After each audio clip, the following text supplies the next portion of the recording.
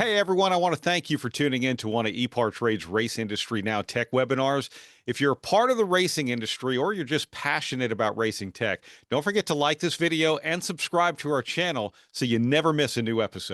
Good morning and welcome to Race Industry Now, the weekly webinar series from ePartrade, presented to you by ARP, Performance Plus Global Logistics, Feria, PIC, Fifth Third Bank Motorsport, Quire, and CTEC Manufacturing. I am Francisque Savignan, the founder and CEO of ePartrade, the racing industry, every minute, every day. This is episode 549, and we're going to be talking with MEC CNC. Our host, Mr. Brad Gilly, unfortunately had a last-minute emergency, so can't be with us today, so I will be hosting. With me this morning is Judy King, the co-founder of ePartrade. Judy? Thank you, Francisque, and thank you everyone for joining today. When I think about today with Anthony Usher and Chuck Lynch, I'm thinking that we have two industry powerhouses. Not only that, we're going to learn CNC machines with MEC CNC. So we're delighted to have them on. Here comes Anthony, and we're going to have Chuck here in a moment too. Francisque? Absolutely. Thank you. So this is episode 549. It's called Advancing Performance Modern Machining Method for Cylinder Heads, presented by MEC CNC. And it's featuring Anthony Usher, who's on screen with us this morning, who's the president of MEC CNC. And any second, we're going to welcome Chuck Lynch, who's the vice president of technical service for the AERA, the Automotive Engine Rebuilder Association. Good morning, Anthony. Good morning. Hi, Francisque. Hi, Judy. Good morning, Anthony. And I think we've got Chuck joining us any second. So we'll welcome Chuck with us any second. And again, apologies, Brad Gilly, who is usually hosting these webinars, couldn't be with us today. So good morning, Chuck. Good morning. How are we doing today? Doing great, great. Excellent. So I believe you guys are very prepared and have a PowerPoint to share, Anthony, right? Why don't we just dive into it? Sure, let me get that going. In the meantime, if you have any questions, please put your question through the chat, and we'll address the question and we'll ask the question to Anthony and Chuck. So, Anthony, on to you. Well, good morning, everyone. Thanks for joining. Thanks for hosting this webinar. I've been involved in the engine machining industry for, well, over 4 decades, and been involved with using machines in my own shops and designing and developing machines for the industry. And I'm very excited to be bringing some information about cylinder head machining and some pertinent information that's very important. And glad to have Chuck on board with us. Chuck has immense knowledge about engine machining and things like that. So we'll get straight into this, and let's get going. And Chuck, I think you, someone that knows a lot about valve guides, and perhaps you want to get things shooted off with a little bit of explanation about the valve guide. Absolutely. So as the title states there, where it begins. So we always have to have a datum point for anything that we're machining, correct? And it cannot be more important to the longevity of the valve seat, that the valve guide actually control that. And so you can't produce accurate valve seats if you don't have a very, very accurate guide to begin with. It's the reference point. So many times in machining, we look at maybe head gasket locating dowels, the dowel pin that locates the transmission. There always has to be a reference point. The crankshaft center line is super important to the block. But when we think about the, valve being able to seal combustion, we have to have that great reference point of the valve guide. So remember, the guide is the guide, not the seat. So that's where we sometimes falter in our machining practices. So we don't spend enough effort on making a good guide. So we go and cut the seat. The machines will cut the seat, but it just won't be the reference that we need. And then we can have excessive runout and so forth. So when machining the guide bore should be finished without any any tearing of material, so which means good tools. You do not want out of round or taper. The desired methods to finish the guide is honing, and they're because reamers can just kind of follow the path that they're given. So of course you bore or ream initially, and then you can do the really close tolerance finishing. So in all machining, and I'll refer to say crankshafts or camshafts, or we always start, we rough grind, and then we finish grind, then we polish or lap. And that's kind of what you're doing here when you're looking at the valve guide if you do a finish hone. So it's just truing up the surfaces. And again, that is true of like a crankshaft housing bores and so forth. There are hand tools and machines that can finish hone guides to an accurate diameter and surface finish. And Anthony can definitely speak to that because that's something that they've put a ton of effort on in the past few years. Yeah, we at Robbins, we've been working on developing valve guide finishing machines for quite a few years now. And we have a number of machines out in the marketplace, different types of engine builders using them. And this particular machine shown in this picture is able to do all the different kind of valve guide work. Some people are oversizing existing valve guides, 4 or 6 or 8 thou. Some heads don't have removable valve guides, so this machine is able to core drill out the parent material so that valve guides can be installed. And then, of course, the final process of honing the valve guide is done as well. We have some users of this machine who's starting to use cross-hatch finishing inside the bore of the valve guides. And we're hearing people are able to reduce the clearance between the valve stem and the valve guide because they're able to not only control the diameter of the valve guide, but also the surface finish of the valve guide. And the less clearance between the valve stem and the valve guide, the better valve control and the better performance, and of course the longevity of the valve guide and the valve stem. Yeah, absolutely, because straightness is paramount. And so I know that you've done a lot of presentations on cylinder bores, and we talk about measuring cylindricity. A bore gauge is a 2-point method.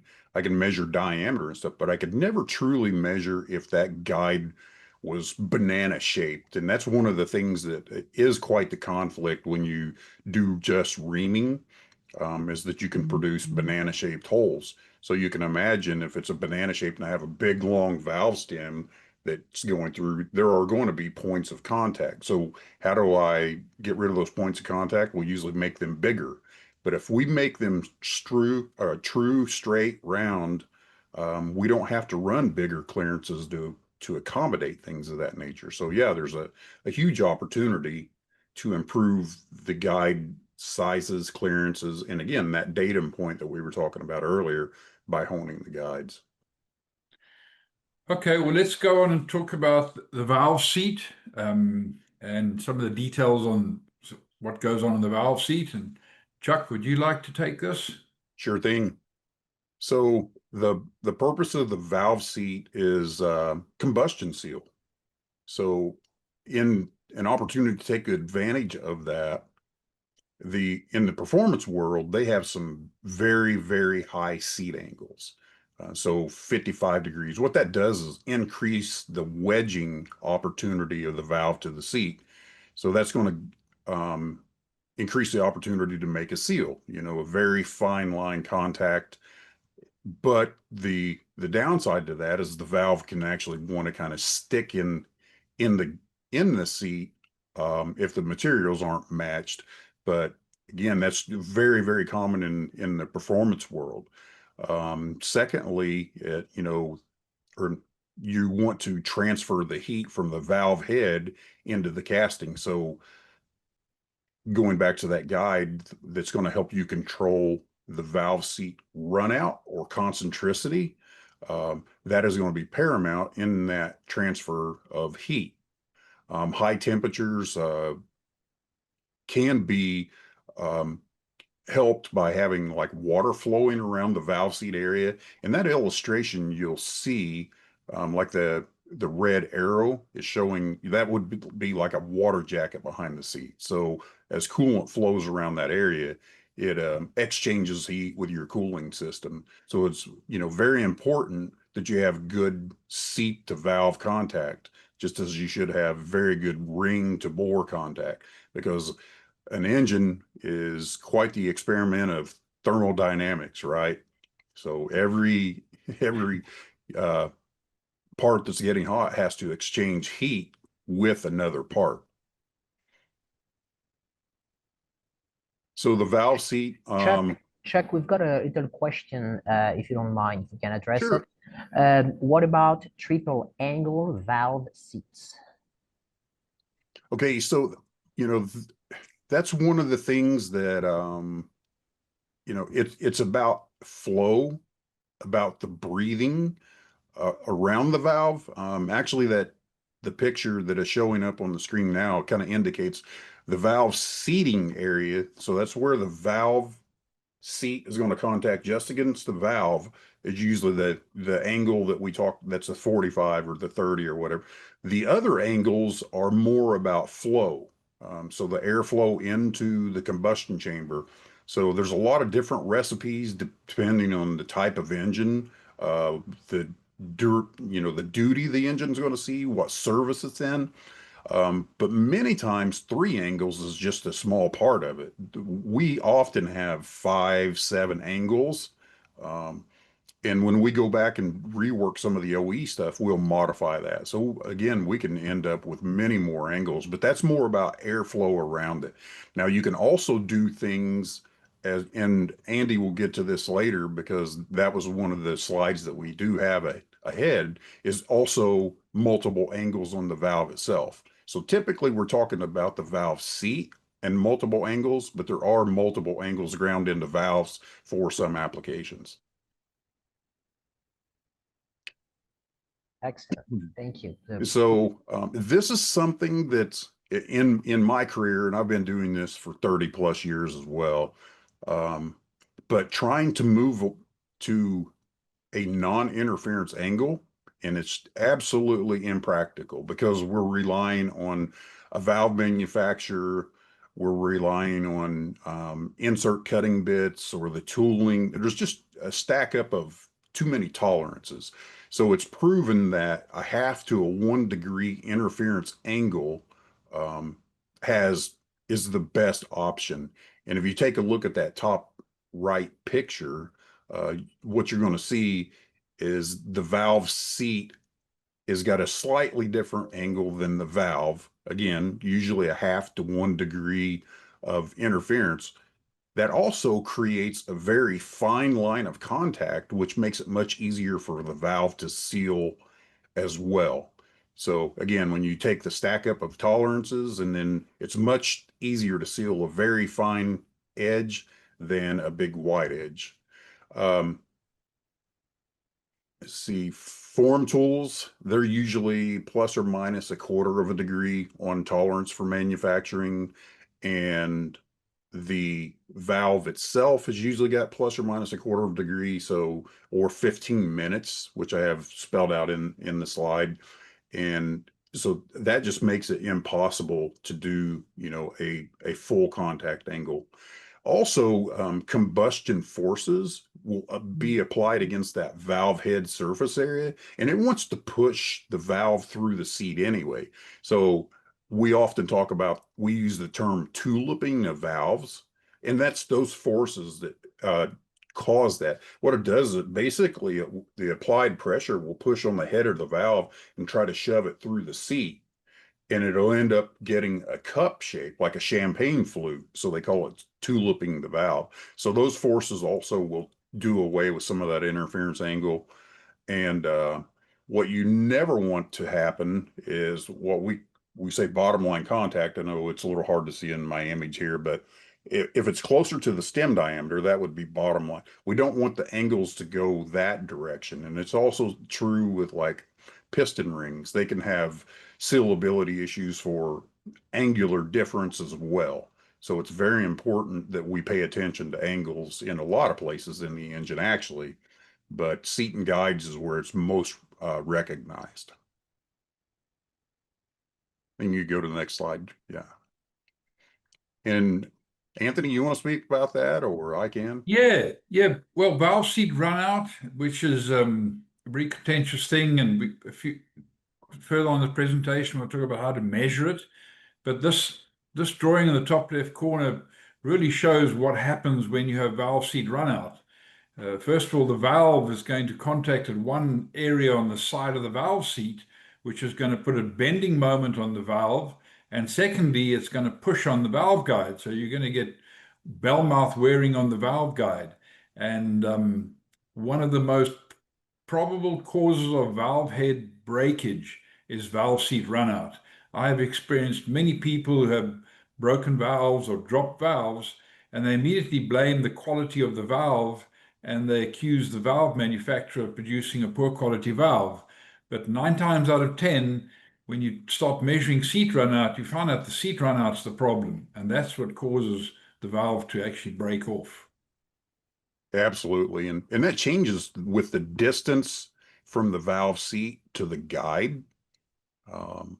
So if you have more area between the valve seat and the valve guide, it can be tougher to machine the valve seat, and that translates into eccentricity or valve seat runout. And as Anthony was saying, you know, then you have the issue with the loading of the guide and breaking the valve heads off. And modern valves, you know, sometimes are very long for the performance. So you can only imagine a little deflection at the valve head. What does that mean out here? You know, that angular but the thing is, it's captured. The guide's in its way, so it can't move the tip of the valve. So you really need to think about what's happening right here and what it's trying to do here, and the guide's in the middle, so it can't do that. So that illustration is perfect. And you know, if anybody wants this slideshow afterwards, just reach out to us and we can share these images, because they're very, very descriptive of what's going on. And here's some equipment. Chuck, you're so good at this. Why don't you explain these two ways of measuring valve seats and why they're both important together? Okay, and I usually, as I share this, you know, a lot of folks are familiar with the you know, the Stephen Covey's 7 habits, and one of those was synergy. You know, and oftentimes one process is great, but you can take 2 processes and put them together and they're exceptional, right? So that 1 and 1 can equal 3. And I think that's what used to be, you know, referenced in that old training manual. But anyway, if you take a look at why to vacuum test and measure runout. So vacuum test is a good way to check machine, you know, or the assembly arm condition. But like the runout or the concentricity gauge, which you see, you know, the top right, they can tell you things like, if I have a machine that's out of level, they can tell you, you know, if I have pilot size selection problems and things of that nature. But they may not catch the like chatter and undulation of the valve seats. Vacuum will not catch valve head deflection if you have nice uniform runout. So the machine cuts without any high frequency disturbances like chatter, then they vacuum test just fine. And I can have like 7,000ths runout. Again, it goes back to what we were talking about earlier, where we can flex the valve head to the seat. But what runout cannot capture is like a nick on the valve, debris, things of that nature. And what's really happening is the valve's not touching the seat. Well, that one little nick, oh, that's just a tiny little nick on the valve head, but it's actually holding the whole valve off of the seat. So those vacuum test very well, and you catch that. guide size and geometry can make it difficult, with the pilot selection. So again, it goes back to how we started this presentation out.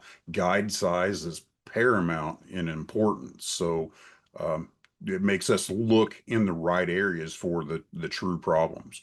But the valve seat runout, kind of a good rule is you should never allow your valve seat runout or concentricity to exceed what your stem to guide clearance specification is.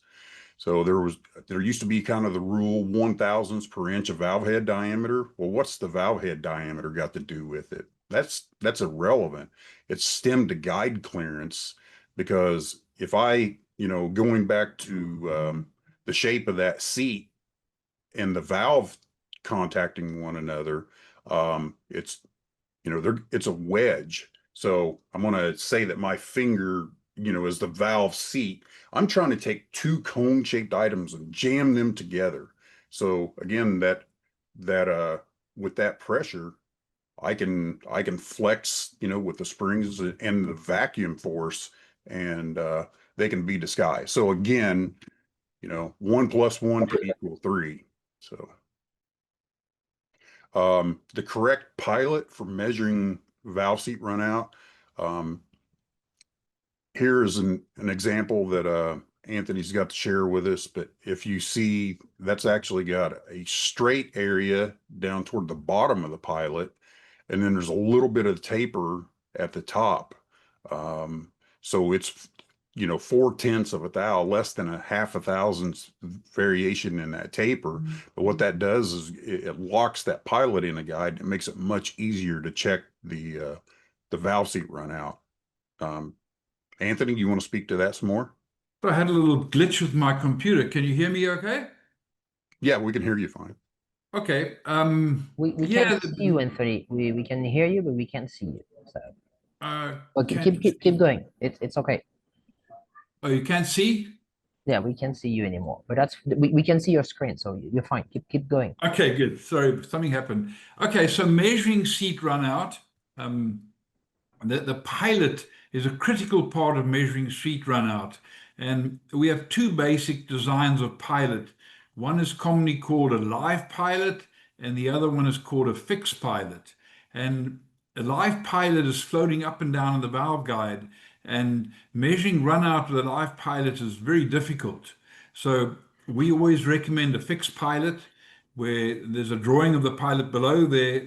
The part of the section of the pilot that's inserted into the valve guide is straight, and we recommend less than 4/10 clearance between the pilot and the guide in the parallel part of the pilot that's going into the guide.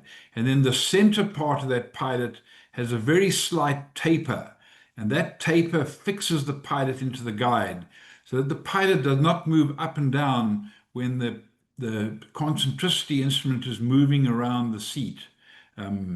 The other advantage of this system is that gradual taper in the center of the pilot can also eliminate some of that 4/10 clearance between the pilot and the guide and centralize the pilot in the center line of the guide.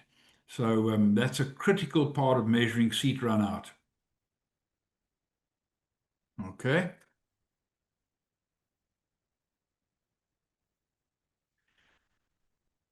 Sorry, have you, can you still see the presentation? Absolutely. Yes. So Absolutely. yes. Okay, so we'll get on to valve seat machining challenges. And Chuck, would you like to run with this screen? Sure. So when it comes to using the form tools, because some people are still grinding valves and valve seats, with the traditional methods with the grinding wheel. But when we talk about the valve seat machining challenges, poor cutting insert sharpening can produce poor seat quality. And what they tend to do is actually kind of chip and fracture. So you get what looks like lines that are in the seat. Well, if we think about how hard that valve seat is, I'm trying to create a seat width that's, say, 1.5 millimeter or 60 thousandths wide. But if I have chips in the cut, I have that raised material, I might be only contacting the valve against an area that's, say, uh, a quarter of a millimeter or half a millimeter, so uh, 10 to 20 thousandths wide. So you have to really consider that and look at the condition of the seed after the machining. Some of the materials are typically high nickel material. It can, if anyone's ever turned that stuff in a lathe, you know how stringy it can get. And it's also acts the same when you're trying to cut valve seats. So it balls up against our form tools. The cuttings will stick to the insert, and then you start to lose geometry. So that's a bad thing. You want to use the most rigid tooling available, and do not extend the tool holders beyond a max radius dimension. So a lot of times folks will, well, I don't really have the tooling that I need to do this next biggest size seat, so I'll just extend that thing out to, you start to lose rigidity. And that's where you start to get chatter and deflection. And that's not going to end up as a good valve seat. So it may vacuum test fine, but ultimately it doesn't transfer heat well, and you're going to have failures. So for Robbins machines, we represent a line of machines for various different applications, very small cylinder heads, single cylinder, motorcycle cylinder heads, and various applications of production machining. This particular machine shown in the picture here is a high production machine. It's able to machine valve seats in just a couple of seconds. It's programmable and cuts the seats automatically. And again, the most critical thing of the whole seat cutting process are the carbide centralizing pilots. These photos here is a new design of tooling. Most seat cutting tooling has a single insert, which creates a side thrust. This new tooling system has two 180-degree opposed inserts, and that reduces any side loads and substantially helps reduce seat runout and, of course, any wear in the tooling system. And we have a few customers now using this tooling and obtaining extremely accurate results in seat runout and, of course, surface finish. The other thing that is a common problem is actually setting the diameter of the valve seat that's got to be cut in the cylinder head. Traditionally, a valve seat is a certain dimension smaller than the valve head diameter, and all Robbins valve seat cutting inserts have this dimension that's highlighted in green. We call it the F1 dimension, and you'll see the highlighting there is the distance from the edge of the cutting insert to the top edge of the valve seat. So we take that dimension and we add it into the setting on this fixture, and then we radially adjust the diameter of the cutting insert so we can cut a valve seat to an exact diameter in the cylinder head. Most people at the moment are using a pointer, or they're just literally eyeballing the seat and the head. This method now, you can actually predetermine the exact diameter that the valve seat will be when it's cut in the cylinder head. Yeah, that's a great tool to help Chuck? as you get older and you can't see as well. You just set it to a dimension rather than try to, eyeball that. So Yeah. And then at Robbins, we make these highly developed carbide that goes through quite a few processes of heat treatment, cytogenic heat treatment, and surface hardening. And these inserts are proving to give extended life with very good surface finish. And we have a lot of manufacturers who are switching to these inserts and finding much better results on vacuum sealing and surface finish. yeah, and I see that we had a question come in regarding that. So that's actually good timing there. I was going to mention that. So we actually have two questions. I wanted to know if you prefer to finish the presentation and address the questions after, or we can address those two now if you want. Let's have a question. Okay, so the last one, would a 3 bit cutter works more efficiently? So what was that question, Franz? Didn't quite understand that. Instead of having 2 inserts, Anthony, would 3 work more efficiently? I don't know of 3. I think with the small size of valves, it'd be very difficult to accommodate 3 inserts. This tooling system is fully adjustable for different diameters, and I think it would be very difficult to make 3 inserts with any adjustment on it. I have seen in manufacturing situations where they've pre-manufactured cutter heads with 3 inserts. But our system has to be universal, so we can machine valve seats from 3/4 of an inch up to 3.5 inches, and we need adjustability for different diameters and different size valve seats. Right. That's what I was going to mention as well, because a couple of projects I've been involved with where it's dedicated to one seat size. Yeah. Okay, let's go on to the actual valve itself and some finishing there and the different angles in the valve that Chuck mentioned earlier. Chuck, would you like to go ahead? Sure. So the valve seat part of the valve should be finished to accurate surface finish and a minimum runout. Again, manufacturing, they have specs and tolerances as well. They tend to shoot for under 2 thousandths. Again, we would like to see, much less than that. The stem end of the valve should be perpendicular to the valve stem. The tip has to be definitely perpendicular. Different angles can be ground on the valve seat, and this goes to what we were talking about earlier. Not only can you do 3 angles or whatever on the seat, you can do a lot of these even on the chamber side. There can be some benefit to de-lipping, or they used to refer to it as camming the valve. So there's definitely opportunity to do that as well. There's so many different finishings out there that you have to be a little bit cautious. If you're reconditioning something that's OE, say if it's nitrided, so that material is not too deep. So if you go and regrind some of those valves, you may be taking that away. So depending on what your application is, if you're developing racing valves, you're probably not looking at those coatings on the faces.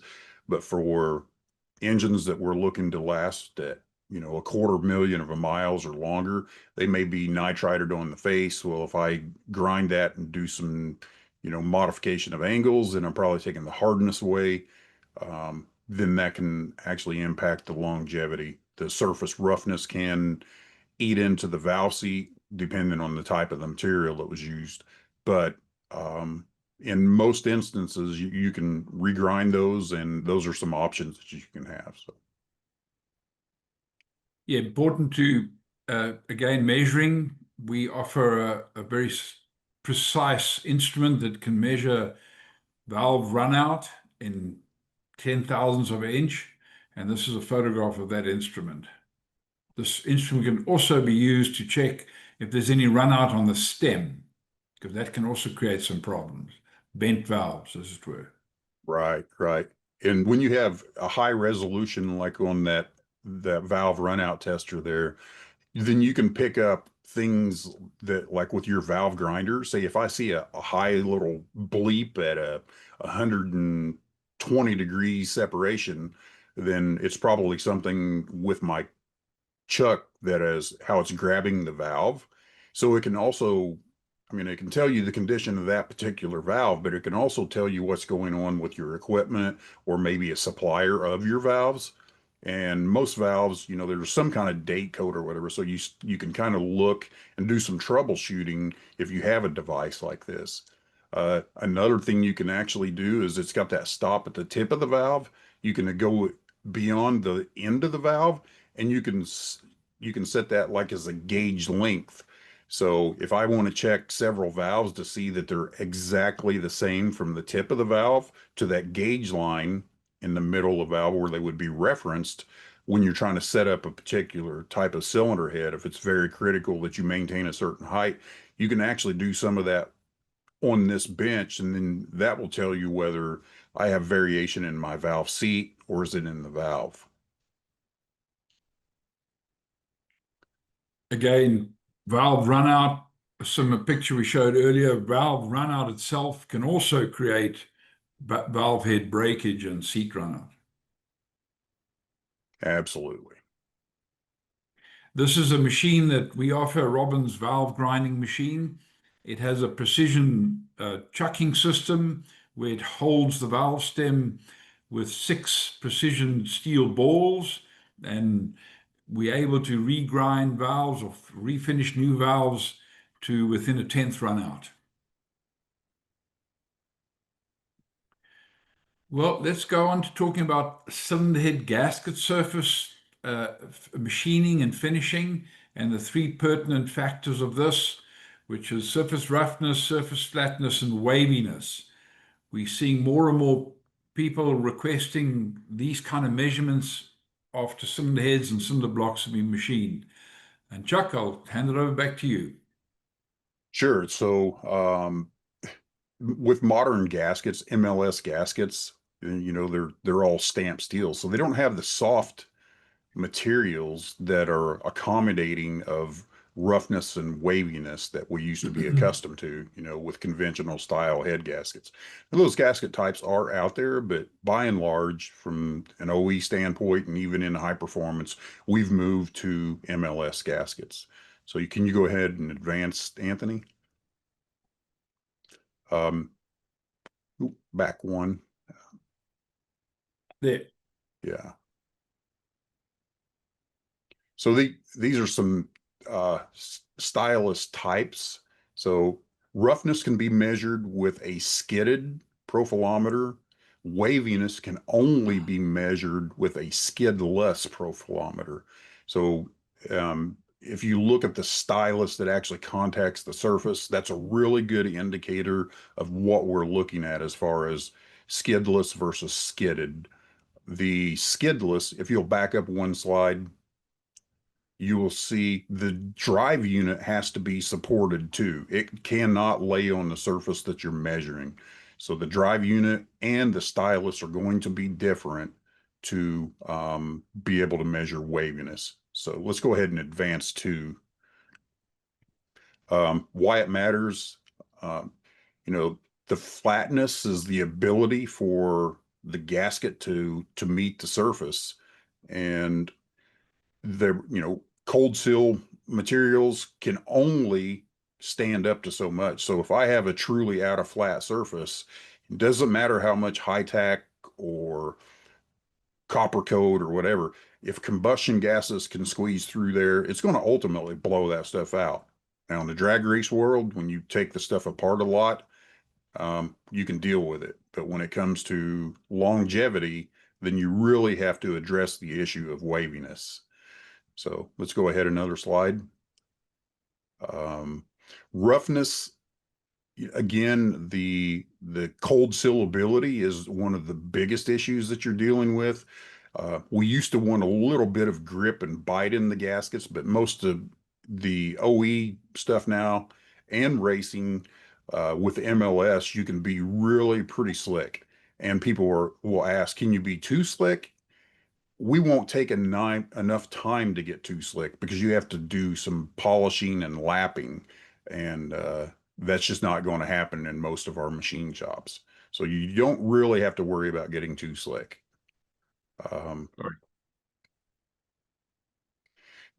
If you back up that one slide, where Chuck, there we go. Here, yeah. So that kind of gives you a little bit of an idea of what the gasket would be seeing versus roughness. So all of the up and down little peaks and valleys, you know, is your waviness, or is your roughness, I'm sorry. But if you look at the red line, that's kind of usually what generates waviness is the equipment.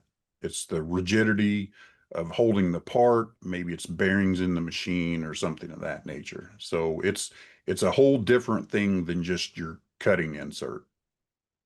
Go ahead and advance. And kind of remember this.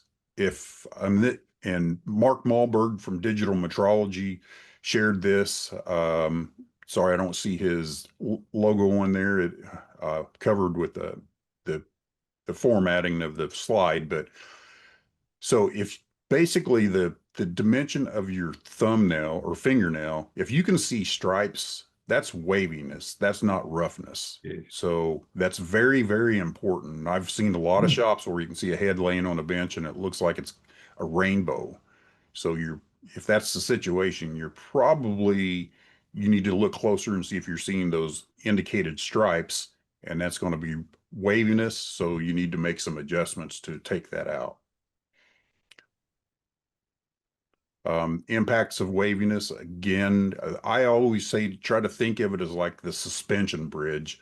You know, that metal gasket is not going to go down into those areas and fill that void. So now it's like looks like a suspension bridge, and you have a leak path underneath of it.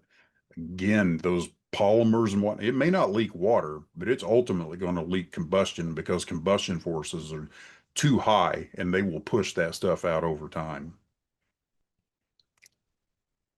So factors that can impact your roughness and waviness.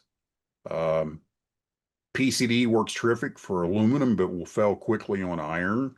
So buying the right tooling, it gets expensive, but we definitely should try to use PCD on aluminum because it does work so much better. CBN can work for both cast iron and aluminum, but as I was talking about, some of the high nickel materials will stick to the carbide cutting insert. You will see the same thing. The aluminum will bond itself to the CBN and then it starts to smear. So you lose your edge condition. The choice of edge prep, so you can have dead sharp inserts, you can have lands, A land, T land, a soft hone edge prep, or whatever. All of that can impact how your surface finish is as well. The sharper, the better, but your inserts don't last as long. So that's why people will go with things like an edge prep. Machine setup to include level, secure feet, head clamping, the X-axis conditions, your gibs and waves, the drive motors, lead screws and bearings. Just machine condition is super important. And one of the things that we see in the automotive machine stuff is when we mill head surfaces, they're not 100% flat anyway, because we tilt the cutter head so that we don't create a back cutting. If you have an excessive cut, you put a cup in the gasket surface. So usually that spec's going to be 1 to 3 thousandths tilt from over the length of the fly cutter. So if you have beyond 3 thousandths, you're starting to get to the point where you could potentially cause gasket sealing issues. Well, we don't measure long enough with a profilometer to see something like that, even if we were measuring for waviness. So that's something you check on your machines and make sure that you maintain that. And then lastly, spindle speed and feed rate are always going to impact your surface finish or your roughness, because that's the very first thing we're going to do is, okay, if I need a smoother surface finish for my MLS, then I'm going to change my feed rate so I don't advance across the part so quickly. Measuring again, so here's how you isolate the stylus from the part.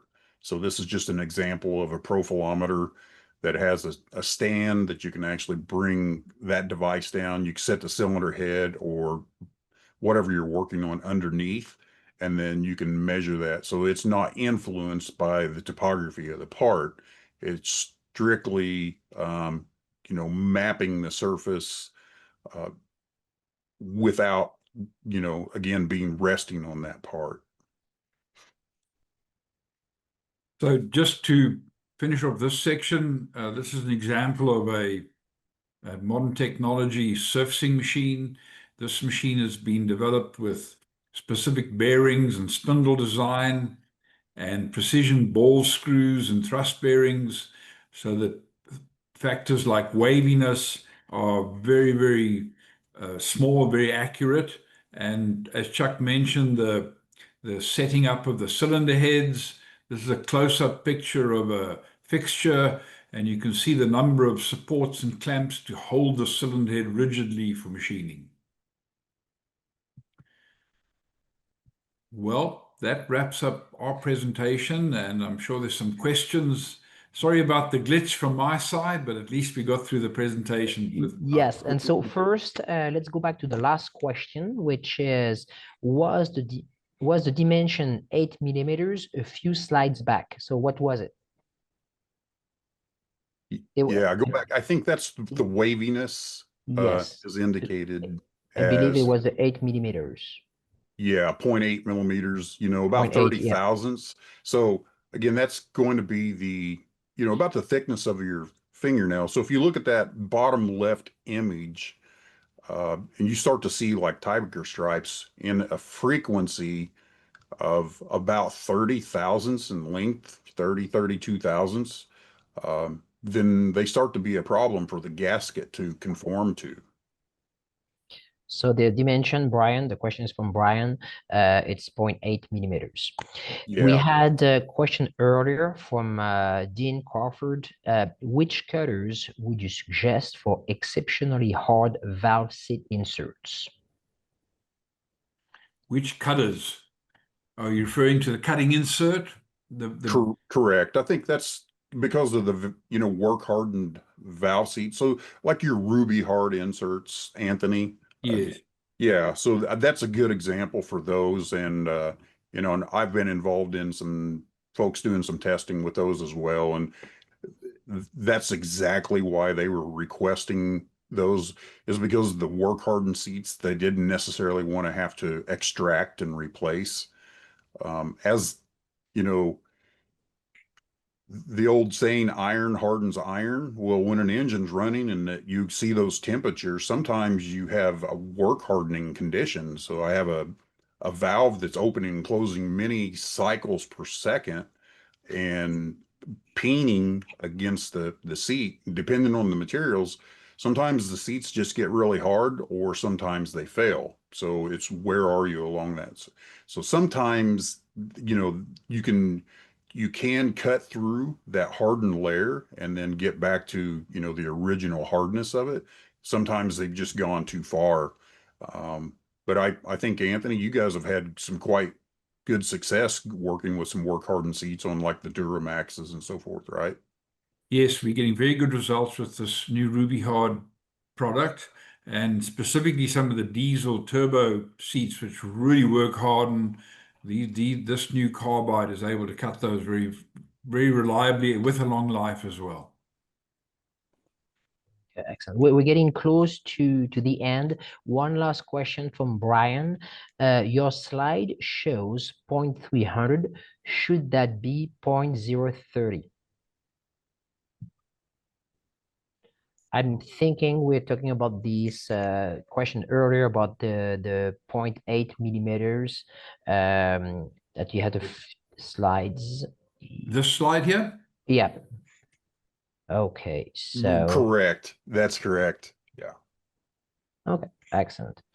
Very good. So I think I see Judy popping up, which signal the end of the webinar. We lost Anthony's video, so good news is we were able to see the presentation, hear his voice, but we can't see you on screen, Anthony. And so I'm sorry, I'm not sure exactly what happened. But fascinating presentation. What so much expertise in there, and I just and thank you from Herman as well. It says enjoy the webinar. So thank you for joining us today. This webinar has been recorded, will be available later on the ePortrait platform and distributed through our newsletter and our social media channels. Don't forget to check MEC CNC's machines and Robin's machines back on the homepage of the ePortrait platform. Next webinar will be with Haltech on engine management systems. So once again, thank you and goodbye.